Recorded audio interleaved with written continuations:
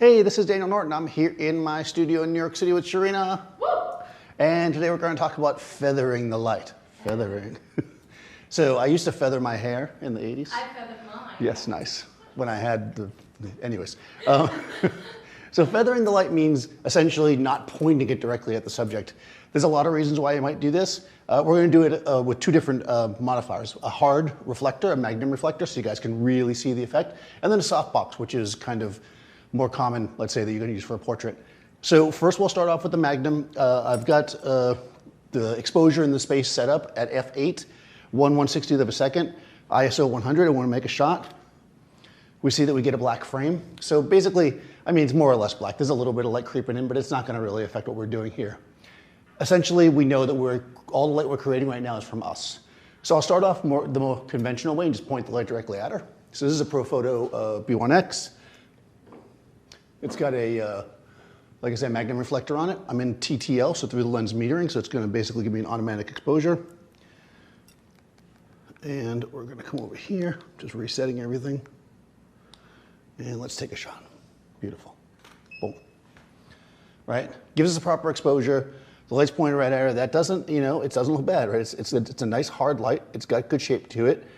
But what we can do with the feathering of the light is we can control how the light falls on her face. Like if we look at the shadow here, well, first of all, this is a smidge dark. So let me just fix that first.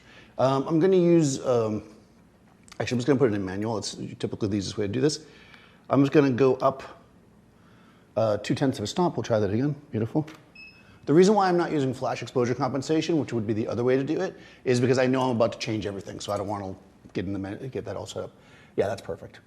So we can see nice hard light. It's got some mood to it. It lights most of her face. It shapes the face nicely. We have texture in the hair because of the reflectiveness. We have some light on the background. We do have, and also this, of course, this dress itself has texture, so it's nice to show that. We've got a bit of a shadow on the wall. There's a couple things you can do about that. One is move her further from the wall, of course, which will make the overall wall darker. The other thing is we can feather the light off, right? That's going to help us get the light where we want it. So let's start in that direction. So I'm going to go back into TTL again. So I'm going to, if I turn my light basically to camera right, so towards the camera, what's going to end up happening is, you know, of course, the light's coming out like this. It's still going to hit her, but it's going to fly past, and most of the light should not get on the wall in the background, and it'll feather past her, and we'll get more light on the front of her face. So again, we'll do a TTL exposure, and then we'll adjust. Okay, that's not bad.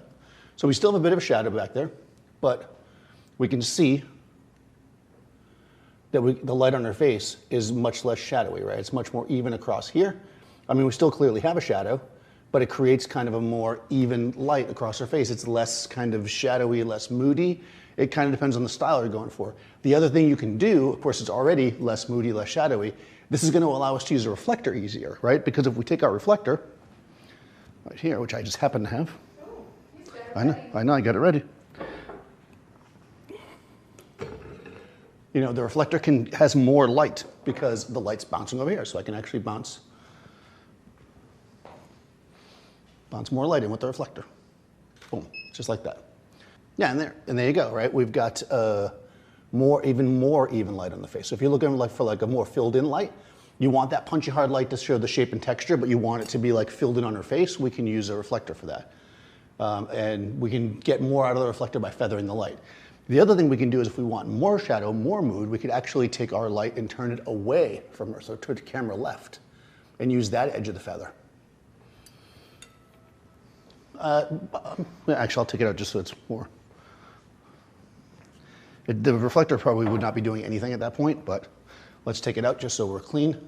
And now again, we're in TTL again. We're probably gonna have to adjust our exposure, but let's try that.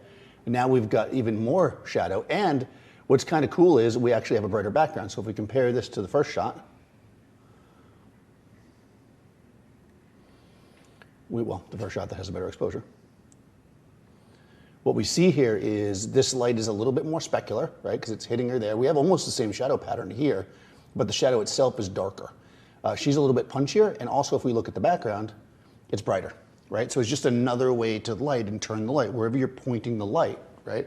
This light in particular, because it's a focused light, the center is much hotter, right? I actually think I like this angle the best, so let's actually shoot a couple like this. I'm gonna raise the light a tiny bit though, because I would think it should be a little higher. Not power-wise, just physically. Let's just do a quick shot, see what it looks like. Oh yeah, that's beautiful. Look at how crisp that is. So crispy. Just going to the shed. Beautiful. Good.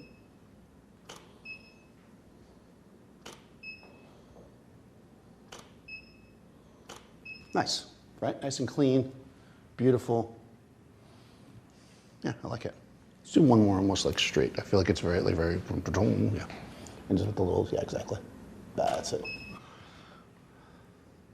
Oh yeah. She's like, yes. Welcome to my home, my state. Exactly. This is the summer estate. Summer estate. Yes. Yes, that's beautiful. You know, hard light, feathered off. Again, I mean, if you look at it, it's pointed almost directly past her over here.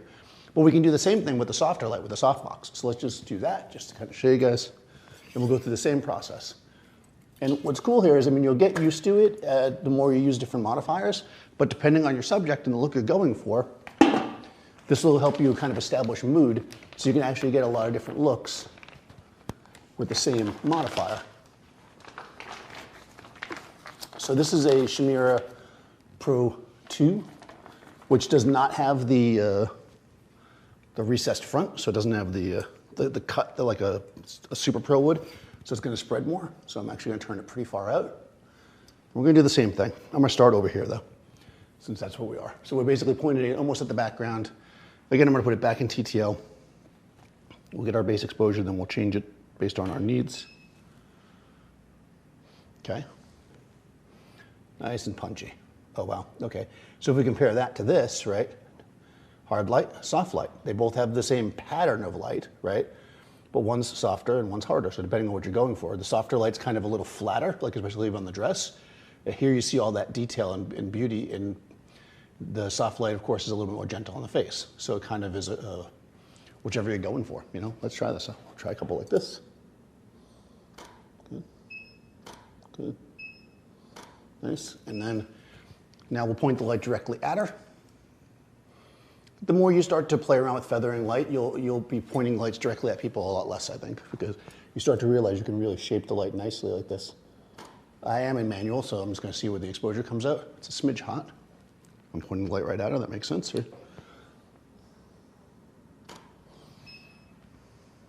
we go. So this light's more directly at her. Again, clean, less shadow, if that's what you're going for. It really is a kind of a classic softbox look, which we talked about before. Now let's do that. It's kind of catalog-y.